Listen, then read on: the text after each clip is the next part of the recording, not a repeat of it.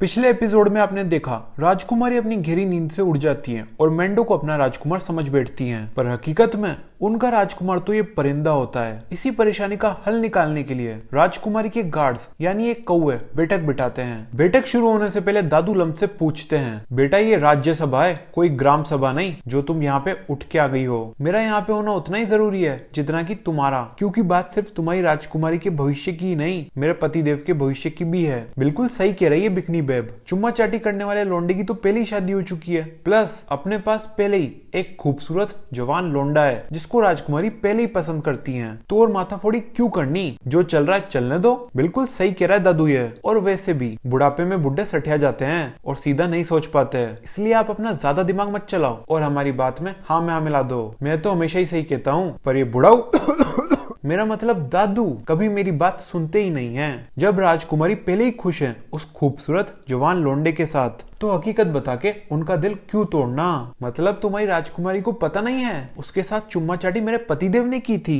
बिल्कुल सही समझो तुम बिकनी बेब, और इसी बात का फायदा उठाते हुए तुम तुम्हारे पतिदेव के साथ मेकआउट कर लो। राजकुमारी उस खूबसूरत लोंडे के साथ कर लेंगी और हम यहाँ शांति से बैठ के चाय में बिस्कुट डबो के खा पाएंगे। बहुत ही बढ़िया प्लान है ये तो, मानना पड़ेगा। तुम तुम्हारे दादू की तरह भोट नहीं, समझदार हो। Thank you. और इसी तरह राजकुमारी का भविष्य तय हो जाता है, कम से कम तब तक जब तक ये बुढ़ाऊ मेरा मतलब दादू बीच में नहीं कूद पड़ते हैं। अरे चल क्या रहा है ये, मैं ऐसा कतई नहीं होने दूंगा। राजकुमारी सिर्फ एक ही बंदे से शादी करेंगी और वो है उनके साथ चुम्मा चाटी करने वाला बंदा। तो क्या हुआ, उसकी पहले ही शादी हो चुकी है, तो मैं उसकी पत्नी पे धोखेबाजी का झूठा इल्जाम लगा के उसका अपने घर में तलाक करवा दूंगा। सठिया गया है क्या तू बुड्ढे? ये कोई पूछने की बात है क्या? मुझे तो नींद आ रही है और आएगी भी क्यों नहीं। आज रविवार है, अपनी छुट्टी का दिन, पर ये बुढ़ाऊ मानता ही नहीं है और छुट्टी वाले दिन भी काम करवाता है। आलस, काम चोरी और मक्कारी, ये तीनों चीजें तुम सब में कूट कूट के भरी हैं। पड़े रहो यहीं पे ही,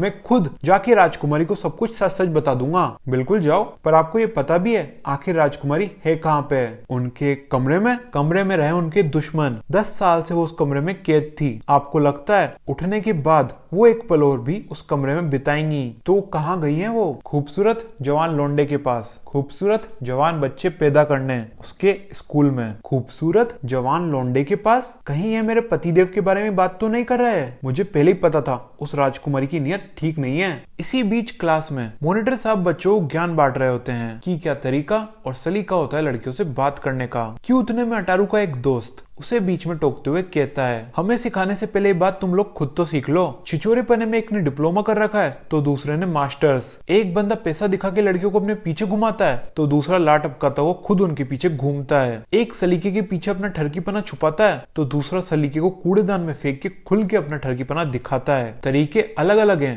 पर नियत दोनों की एक ही जैसी है। मुझे इस भद्दे जीव के साथ कंपेयर मत कर गरीब आदमी, मैं बड़ों की और लड़कियों की खूब इज्जत करता हूँ। चल बे बुड्ढे, अब तू साइड हट जा। कहाँ पे? अपने सपनों में? उल्टा जवाब मेरे को मत दिया कर भद्दे जीव। बिल्कुल सही तो कह रहा है मेंढो, हमसे हमेशा प्यार से और सलीके से ही बात करता ही है, कुछ लड़कों की तरह नहीं जो लड़कियों को देखते ही अपने मुंह से लाट टपकाने लगते हैं। बिल्कुल सही कहा बहना तेने। मेंढो पहले लड़कियों की इज्जत के बारे में सोचता है कुछ भी करने से पहले, बाकी लड़कों की तरह नहीं जो लड़कियों को देखते ही उनके ऊपर कूद पड़ते हैं। सही कहा परियो तुमने, मैं जो भी करता हूँ सोच समझ के ही करता हूँ और कभी कभी तो इतना सोच लेता हूँ कि बाद में मेरे को खुद को ही कोसना पड़ता है। उदाहरण के तौर पे परसों दोपहर की बात ही ले लो, मैंने खुले में चुम्मा चाटी करने से पहले इतना सोचा कि ये भद्दा जीव बाजी मार ले गया और मेरी बंदी भी। क्यों सोचता हूँ मैं लड़कियों की इज्जत के बारे में इतना क्यों? मेंढो कितना दुखी हो गया है हमारी परेशानी सुन के कि हमें कैसे रोज अटारू जैसे जानवरों को झेलना पड़ता है। 2 मिनट में अगर तू चुप नहीं हुआ ना तो लड़कियों को तेरे रोने धोने का असली कारण बता दूंगा। अटारू की धमकी देते ही राजकुमारी कुरमा भी क्लास में आ जाती है और मेंढो को अपने साथ चलने के लिए कहती है। मेंढो कुछ कह पाए उससे पहले अटारू बीच में कूद पड़ता है कहता हुआ, चलो ना बेबी चलते हैं, मैं तो पिछले 2 दिनों से तुम्हारी ही राह देख रहा था, मैंने ओयो रूम भी बुक कर रखा है अपने लिए। इसी बीच लंबी वहां आ जाती है और अटारू की बात सुन के उसको लगता है राजकुमारी उसके पति पे डोरे डाल रही है, इसलिए वो अपनी बंदूक निकाल लेती है। अटारू राजकुमारी की जान बचाने के लिए एक और बार उनके ऊपर कूद पड़ता है और कम से कम वो कह तो यही रहा होता है क्योंकि उसकी शक्ल तो कुछ और ही बता रही होती है। राजकुमारी उसकी ठरकियों जैसी शक्ल देख के उसको उड़ा फेंकती हैं। इस हादसे के बाद लम अटारू को समझाती है, अब तो समझ आ गया ना आपको, उस भेड़ी को आप में कोई दिलचस्पी नहीं है, दिलचस्पी गई तेल लेने, पर परंपरा तो निभानी है ना, उसकी परंपरा है वो जाने, आपको क्या। अरे पगली, ऐसे अपमान नहीं करते किसी और की परंपरा का। लेकिन एक सेकंड, सुहागरात के बारे में सोचते हुए अटारू वाह करता है राजकुमारी की परंपरा की। इसी बीच राजकुमारी के कौवे उनको ढूंढते ढूंढते क्लास में आ जाते हैं। राजकुमारी उनसे पूछती है, दादू कहाँ हैं? वो अभी झपकी ले रहे हैं स्पेसशिप में। सुबह की 11 बजे? हाँ, वो बुढ़े हैं ना। मेरा मतलब उनकी उम्र थोड़ी ज्यादा है ना, इसलिए नींद भी उनको थोड़ी ज्यादा चाहिए होती है। इसी बीच दादू, साले बदमाश कौवों, मेरे को यहाँ पे बांध के चल गए, एक बार मैं यहाँ से छूट गया ना तो तुमको नहीं छोड़ूंगा। पर छोड़िए ना उनको आप, उन्होंने आपका राजकुमार तो ढूंढ ही दिया है। बात तो सही है तुम्हारी कौवों। ये कह के राजकुमारी मेंढक को गले लगा लेती हैं, जिसे देख के सारी लड़कियां राजकुमारी पे चिल्लाने लगती हैं, अपने गंदे हाथ दूर रख हमारे मेंढों से। हाँ, और तेरे को ज्यादा ही लोंडों की भूख हो ना तो अपने साथ अटारू को ले जा, उसमें वैसे भी हम में से किसी को कोई दिलचस्पी नहीं है। बिल्कुल सही कहा बेना तेने, वैसे भी इसकी और अटारू की शक्ल मिलती जुलती है, दोनों बंदर जैसे दिखते हैं, इनकी जोड़ी एक साथ खूब जचेगी।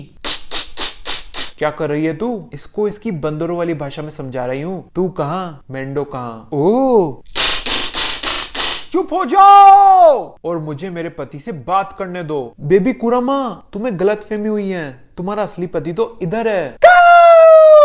अटारू अपनी बात पूरी कर पाए उससे पहले कौवे उसको बीच में टोक देते हैं और रस्सी से बांध देते हैं। इसी बीच क्लास की सभी लड़कियां मेंढो से सफाई मांगती हैं। कौन है ये लड़की और आप इसको कैसे जानते हो और ये क्यों बार बार आपको पति पति के बुला रही है? वो तो क्या ही बताऊं मैं, हमारे बारे में बताना, शर्मा क्यों रहा है? हाँ, वो तो क्या ही बताऊं मैं। मेंढो को हिचकिचाता हुआ देख के कौवे मेंढो को क्लास के बाहर ले आते हैं। अरे भाई, तू हिचकिचा क्यों रहा है? तू कहीं भूल तो नहीं गया ना सुहागरात के बारे में? या दिमाग में सिर्फ वही बात चल रही है और इसी वजह से तेरे मुंह से सिर्फ 2 या 3 शब्द ही निकल रहे हैं? हाँ तो वो क्या, ये ऐसा कुछ भी नहीं है, पर मैं राजकुमारी से और झूठ नहीं बोल सकता। अरे पगला गए हो क्या? जिस झूठ से किसी को खुशी मिले वो झूठ झूठ नहीं होता, पर वो सच भी तो नहीं होता ना। ज्यादा दिमाग पे जोर मत डालो, हम आपसे मजदूरी थोड़ी करा रहे हैं, आपको सुहागरात मनाने का अवसर दे रहे हैं, वो भी पटाखा लड़की के साथ। डील तो कौवों की जबरदस्त होती है, पर जैसा कि मैंने आपको पिछले एपिसोड में बताया, मेंढो को राजकुमारी में कुछ खास दिलचस्पी होती नहीं है कि वो उसके पीछे क्लास की बाकी सब लड़कियों को अलविदा कह दे। इसलिए मेंढो अपना मन बना लेता है राजकुमारी को सब कुछ सच सच बताने का। कि उतने में एक कौवा बोल पड़ता है, अगर तुम सुहागरात नहीं मनाओगे तो भद्दाजीव मना लेगा, क्या ये चाहते हो तुम? नहीं। कौवे की ये बात मेंढो के दिल पे चुभ जाती है और वो तैयार हो जाता है राजकुमारी के साथ सुहागरात मनाने के लिए, जिसे सुन के राजकुमारी प्रसन्न हो जाती है, पर क्लास की बाकी लड़कियां नहीं। और उनमें से एक लड़की शिनुबु बीच में बोल पड़ती है, मेरे मेंढो को अकेला छोड़ दो, इसने नहीं, उस छिचोर अटारू ने चुम्मा चाटी करी थी तेरे साथ।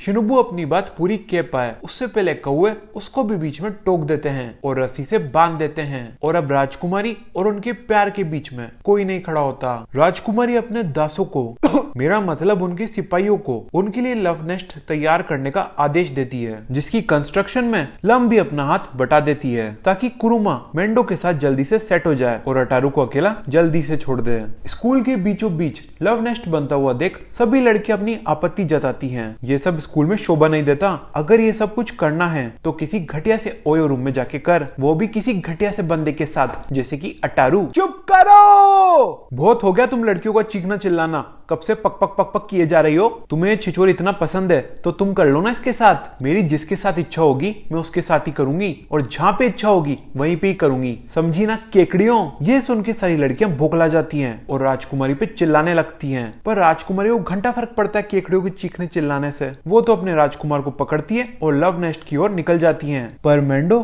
खुले में सबके सामने चुम्मा चाटी करने के लिए तो तैयार नहीं था, तो ये सब कुछ करने के लिए कहां से तैयार होता। और फिर क्या, वो भी अपनी आपत्ति जता देता है। पर अब राजकुमारी सुनने के नहीं करने के मूड में होती हैं और वो ये बात अपने तरीके से मेंढो को समझा देती हैं। अब मेंढो की इच्छा हो कि ना हो, उसके और राजकुमारी के बीच होने वाला होता है गपागप। और इसी के साथ हमारा एपिसोड खत्म हो जाता है। पर सवाल नहीं, क्या मेंढो अपनी जान राजकुमारी से बचा पाएगा? क्या अटारू मेंढो की जगह एक बार और बाजी मार जाएगा? क्या राजकुमारी को उसका प्यार मिल पाएगा? ये सब जानने के लिए वीडियो को लाइक, कमेंट और शेयर करें ताकि वीडियो पे ज्यादा से ज्यादा व्यूज आए और अगली वीडियो जल्दी से जल्दी।